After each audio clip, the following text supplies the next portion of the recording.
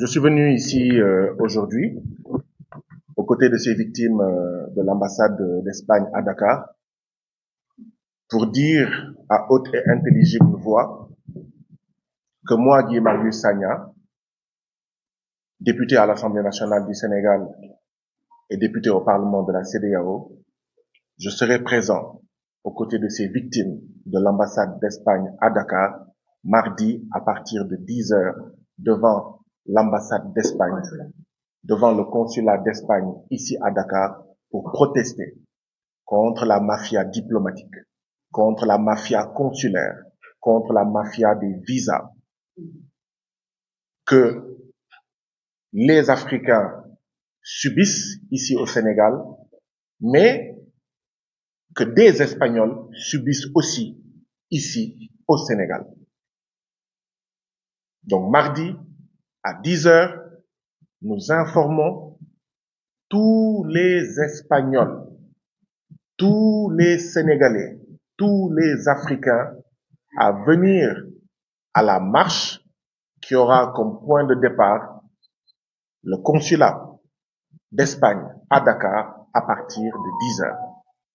Dans quelques heures, Aïssa et Lola seront certainement à la préfecture ou au commissariat central ou au commissariat en tout cas de la zone concernée pour faire l'enquête de routine par rapport à cette manifestation qui est une manifestation pacifique.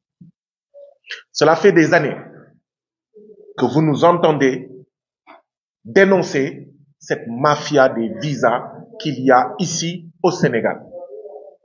Une mafia inacceptable, une mafia des visas qui ne peut pas continuer, une mafia des visas qui pousse les gens à prendre les pirogues de l'immigration irrégulière, qui pousse les gens à prendre les routes de l'immigration irrégulière par le désert du Sahara et par la mer Méditerranée.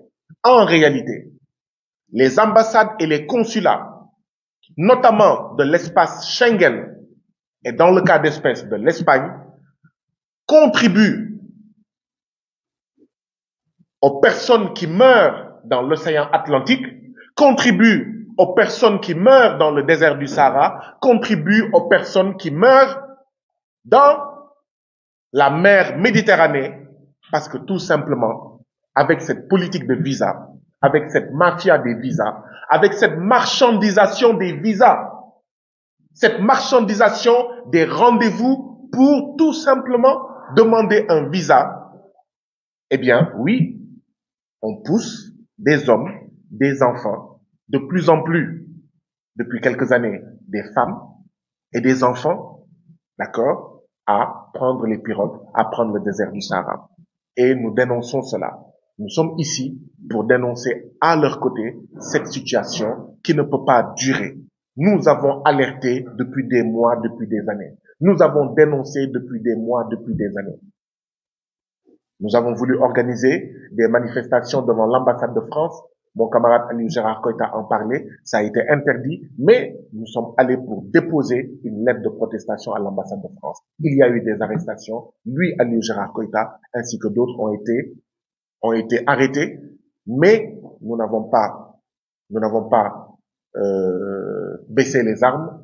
Nous ne nous sommes pas découragés. Nous avons dit que la lutte va continuer tant que cette injustice que constitue la marchandisation des rendez-vous des visas continuera. Eh bien, nous allons continuer à nous battre.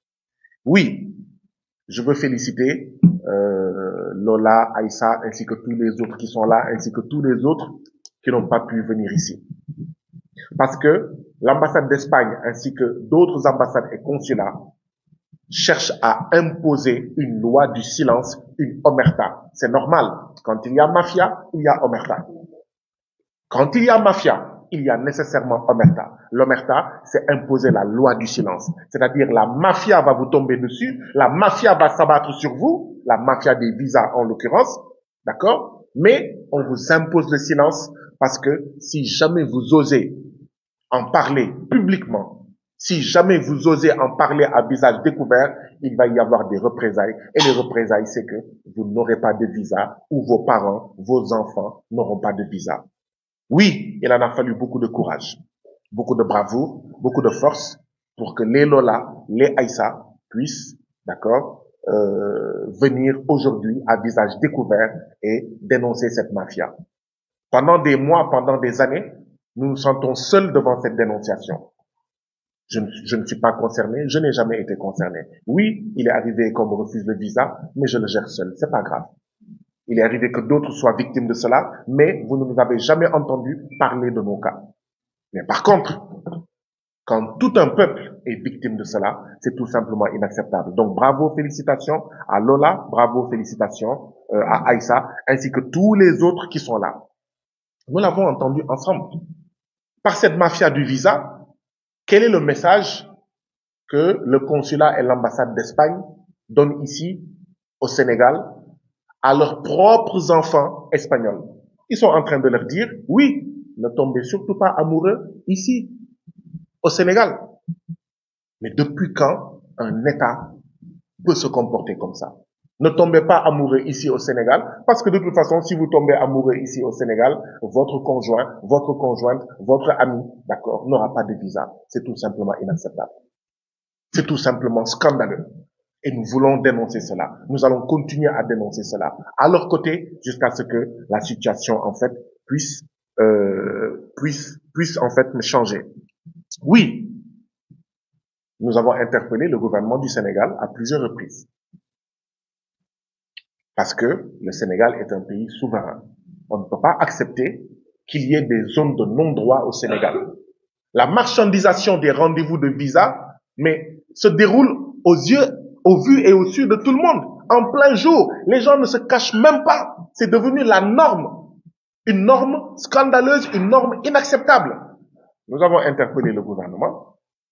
Le ministre de l'intégration africaine et des Sénégalais de l'extérieur a eu à répondre, que ce soit dans l'hémicycle, que ce soit à travers des réponses à nos questions écrites, en disant de manière claire, d'accord, que le gouvernement est en train de réfléchir pour voir comment appliquer la réciprocité.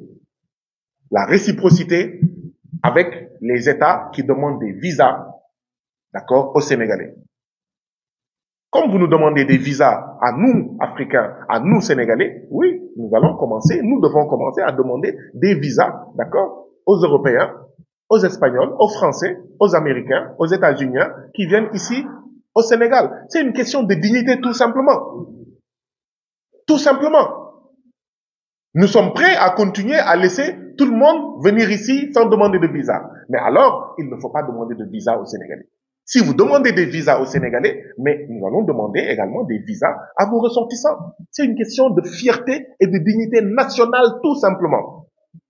Donc, nous avons interpellé, nous avons suggéré, le gouvernement a dit qu'il est en train de réfléchir à cela, qu'il est en train d'y travailler, et nous restons à l'écoute, nous allons suivre le dossier, parce que nous ne pouvons pas accepter que les ressortissants d'un pays puissent venir sans visa au Sénégal, et que nous, Sénégalais, qu'on nous demande des visas, pire, c'est un véritable chemin de croix.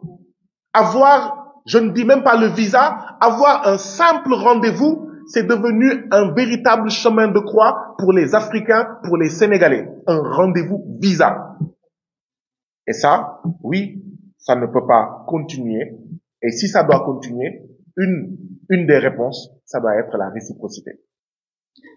Mais une autre réponse, c'est que le gouvernement, effectivement, convoque ses ambassades, convoque ses consulats et ses entreprises qui s'appellent BLS ou VFS et mène des enquêtes pour voir qu'est-ce qui se passe. Pourquoi certains, vous avez entendu Lola, depuis 2022, elle n'arrive pas à avoir un rendez-vous visa. Depuis 2022, vous vous rendez compte?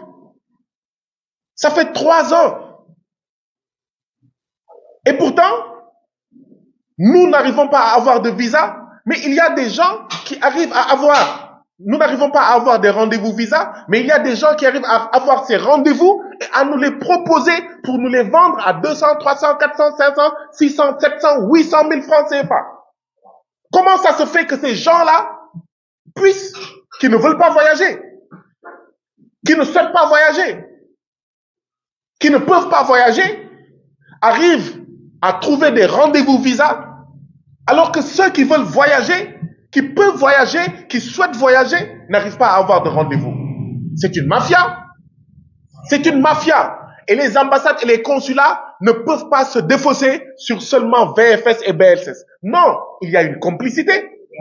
Il y a une complicité. Nous accusons les ambassades et les consulats de l'espace Schengen de complices face à cette mafia des visas, face à cette marchandisation des rendez-vous visas.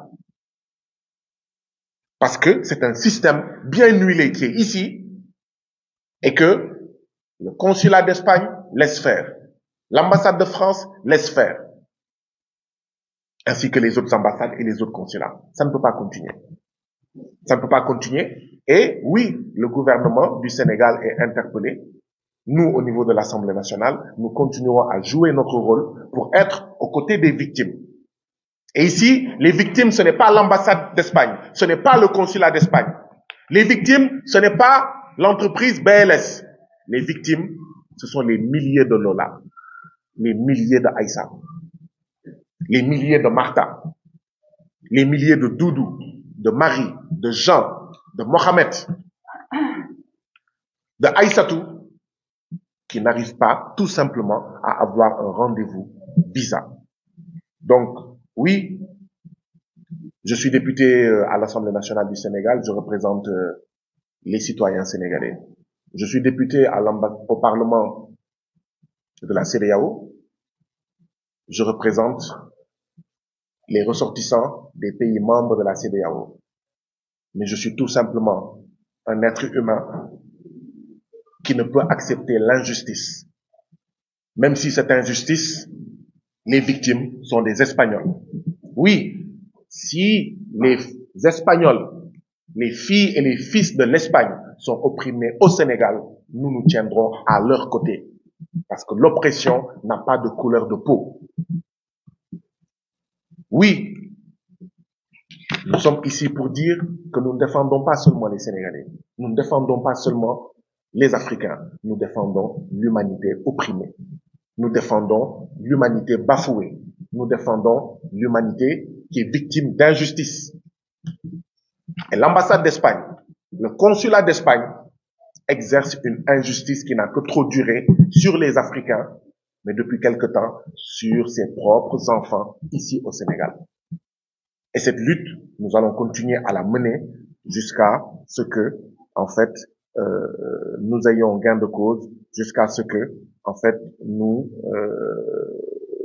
remportions cette bataille, nous remportions cette guerre. Donc, je le rappelle, mardi à 10h, je serai aux côtés des Lola, des Aïssa et de toutes les victimes de l'ambassade d'Espagne, du consulat d'Espagne, notamment à travers la marchandisation des rendez-vous des âmes.